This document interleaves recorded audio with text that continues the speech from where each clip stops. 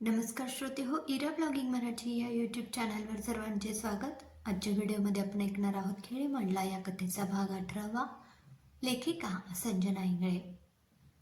मधल्या काळात सागरच्या लग्नानंतर बरीच वर्षे गेली. नकुलला खुशीकडून माहिती काढून घेण्यातही बराच काळ गेला. आरवी आता मोठी झाली आहे, कॉलेजला जायला लागली आहे. खरे योगायोग बघा ना, आपण आरवीला घरी आणलं आणि सरिताताई काम मागायला आल्या. मला खरं तर काळजी होती की आता शुभम आणि आरवी दोन्ही मुलांना एकटी कशी सांभाळणार, पण सरिताताईंनी काळजीच मिटवली बघा. साधारणतः 4-5 वाजता.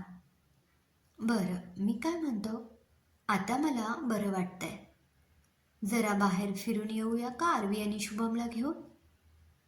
चालेल, जवळच जाऊया कुठेतरी. मानवची बायको आरवीला बोलवायला जाते. आरवी खोलीतून प्रतिसाद देत नसते. ही मुलगी ना नक्की कानात हेडफोन लावून बसली असणार. फोन केल्याशिवाय उघडणार नाही. आई फोन करून आरवीला बाहेर काढते. आरवी बाळा, आपल्याला बाहेर जायचं आहे फिरायला. कुठे? जाऊ असंच इथेच कुठेतरी. नको का आई, मला नाही आवडत बाहेर. आमच्यासोबत आवडत नाही सांग ना. हेच जर तुझ्या मित्रमैत्रिणींनी म्हटलं असतं तर सॉरी केव्हाच तयार झाली असती. बरं बाई चल, तुझं लेक्चर ऐकण्यापेक्षा बरं. दोघींचं बोलणं मानव ऐकतो आणि म्हणतो, तयारी करा, मी ड्रायव्हरला सांगतो. सर्वजण तयारी करून जवळच्याच एका डोंगराकडे जातात.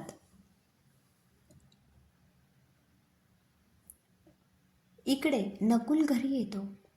आपण मानवच्या कंपनीत गेलो होतो हे आरोहीला सांगतो.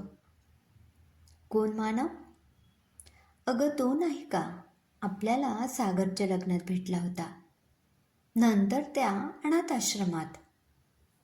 अच्छा, त्याची ती लहानशी गोड मुलगी होती का? हो, फार गोड मुलगी होती. आता मोठी झाली असेल बरीच. होय तर, कॉलेजला जायला लागली.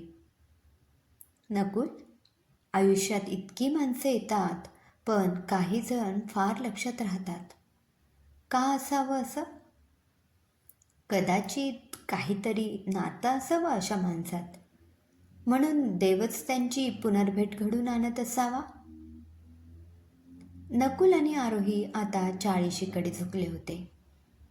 एकमेकांच्या सहवासात संसार करत होते. भौतिक गरजा पूर्ण व्हायच्या, पण त्यांच्या मानसिक गरजा या अपूर्णच राहिल्या. एकाकी पण त्यांना खायला उठे. कितीही म्हटलं तर एकमेकांची साथ देऊन देऊन किती देणार. दोघेही दानधर्म करत, देश फिरून येत, पण या सर्व पळवाटा होत्या. आपल्याच जीवनापासून त्यांना लांब जायचं होतं.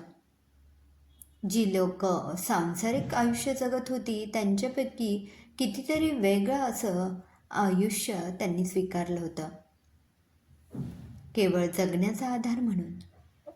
मरता येत नाही म्हणून जगत होती आणि जगणं सुसह्य व्हावं म्हणून एकत्र राहत होती. दुपारी 4-5च्या दरम्यान नकुल आणि आरोही दोघेही टीव्ही बघत बसले होते. बाहेर पावसाचं वातावरण झालं. लाईटही गेली. त्यांचं एकाकी आयुष्यात अजून एकाकीपण. घरात थांबणं त्यांना असह्य झालं. नकुल म्हणाला, चल आज बाहेर जाऊया का फिरायला? थांबा, चहा पिऊन जाऊया. नको अगं, बाहेर किती छान वातावरण आहे. बाहेरच कुठेतरी गरमागरम चहा घेऊया आणि वेळ झाला तर बाहेरच जाऊया. चला, तू म्हणतो तसं. आरोही आणि नकुल तयारी करून जवळच्याच एका हॉटेलमध्ये गेले. तिथे चहा घेतला. तरी आत्ताशी 6 वाजले होते. आता पुढे इतका वेळ काय करायचा हा प्रश्न सतावू लागला. तिथल्या हॉटेलच्या मालकाने त्यांना सांगितलं, साहेब, इथून पुढे एक मस्त जागा आहे, छानसा डोंगर आहे, माझं दुसरं हॉटेल आहे तिथे, एकदा जाऊन बघून या. एकदा कशाला, आत्ताच जाऊन येतो की. असंच वेळच वेळ असतो आम्हाला, संसाराचा व्याप नाही आम्हाला. नकुल विनोदात म्हणाला, पण आरोहीला ते लागलं. नकुलला आपण उगाच बोललो असं झालं. पण आता त्या ठिकाणी जाऊन आरोहीचा राग कमी करावा असं तो ठरवतो. दोघेही इच्छित स्थळी पोहोचतात. रस्त्याच्या एका बाजूला गाडी उभी केलेली असते. रस्ता ओलांडून त्या डोंगराकडे जायचं असतं. भरधाव गाड्या सुरू असतात. नकुल आरोहीचा हात गच्च पकडतो आणि रस्ता ओलांडतो. आरोही एकदम दचकून बघते. काय ग, काय झालं? हां? काही नाही. काही नाही काय? किती घाबरली आहे तू? हे हे या आधीही झालं आहे एकदा. एकदा नाही, अनेकदा झालंय. रस्ता ओलांडताना तुझा हात कधी मी मोकळा सोडलाय का मी? हो, पण चल आपण पुढे जाऊया. नकुलला लक्षात येतं की आरोहीला जुन्या स्मृती परत येत आहे. पण त्या स्मृती कदाचित जीवघेण्या ठरू शकतील, म्हणून शक्य तितकं तो विषय बदलायचा प्रयत्न करत होता. दोघेही वाट काढत वरच्या मोकळ्या जागी जातात. मानव, त्याची बायको शुभम आणि आरवी चौघेही गाडीत बसतात. एखाद्या चांगल्या पिकनिक स्पॉटवर गाडी घे असं ड्रायव्हरला सांगण्यात येतं. ड्रायव्हर त्याच डोंगरापाशी गाडी उभी करतो. मानव ड्रायव्हरकडे बघून म्हणतो, गंगाराम, कुठे आणलंस? ड्रायव्हरला बऱ्यापैकी गोष्टी माहीत होत्या. त्याला खरं तर लक्षात नाही आलं की इथेच आरोही आणि मानव सर एकट्यात भेटलेले.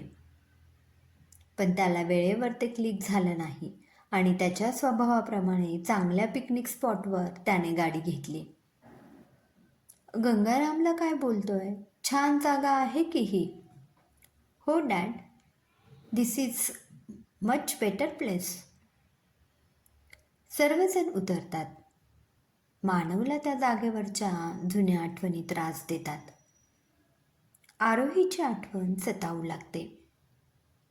असं वाटायचं ती आसपास आहे, झाडांच्या मागे लपलेली, लपून छपून बघणारी.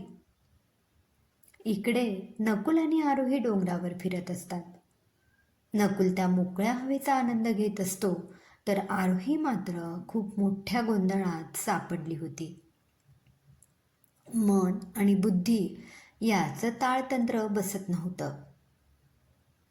वर्तमान आणि भूतकाळ यांची सांगड घालणं अवघड होऊन बसलं होतं. नकुलला तिचा गोंधळ समजत होता. जुन्या स्मृती कदाचित तिला आठवत असतील, पण त्यांनी जर मेंदूवर ताबा घेतला तर अवघड होईल. म्हणून नकुल तिला सतत बोलण्यात गुंतवून ठेवण्याचा प्रयत्न करतो. आरोही, असं समज आपण पहिल्यांदा भेटतोय आणि एकमेकांना प्रपोज करायचं आहे. काहीही काय? अगं खरंच, थोडासा वेडेपणा केलेला चांगला असतो. उठ बरं, उभी राहा. सांग मला, तुला कसा मुलगा हवाय? तुमच्यासारखा. सॉरी, म्हणजे एक छानसा व्हाईट शर्ट, ब्लॅक जीन्समध्ये माझ्या घरी येऊन माझ्या आईशी छानपैकी बोलणारा, बोलण्याने समोरच्याचं मन जिंकणारा, कर्तृत्ववान, देखणा. आरोही, असं एकट्या मुलाला बघून फ्लर्ट करताय तुम्ही? काहीही समजा. होय, मला तुम्हीच हवे आहात कायमचे. आरोही, आर यू सिरियस? होय, तुम्ही सेल्समन बनून माझ्या घरी आलेला तेव्हाच तुम्हाला मी माझं हृदय बहाल केलेलं. नशिबाने पुन्हा आपली भेट घडवावी हेच वाटायचं. आणि तसंच झालं. आपण पुन्हा भेटलो. आता तुम्ही रस्ता ओलांडताना जो स्पर्श केलात त्या स्पर्शात मला माझं जग सापडलं. होय, तुम्हीच आहात ते. आरोहीच्या या वाक्याने नकुल मागे सरकतो. आरोही मात्र त्याच क्षणात अजूनही असते. पण जेव्हा भानावर येते तेव्हा तिचे डोळे पांढरे पडलेले असतात. अंगात त्राण उरलेला नसतो. ती खाली कोसळते. हेल्प, हेल्प, कुणी आहे का? सुनसान ठिकाणी एकटा सापडलेला नकुल मदतीची याचना करू लागतो. डॅड, कुणीतरी अडचणीत आहे. चला या दिशेने. अडचणीत सापडलेल्या आईचा हुंकार लेकीपर्यंत आधी पोहोचला नसेल तर नवलच. क्रमशः. श्रोते हो, कसा वाटला कथेचा हा भाग कमेंटमध्ये नक्की कळवा. पुन्हा भेटूया कथेच्या पुढील भागात. धन्यवाद.